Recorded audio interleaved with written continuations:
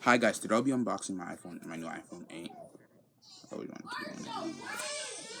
Please like, comment, we have the instruction manual right here. I had to refilm this unboxing. Sorry guys, because I showed my number. I didn't realize my SIM card was right there, and I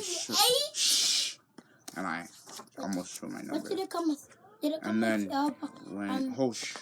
And then when you unbox it, you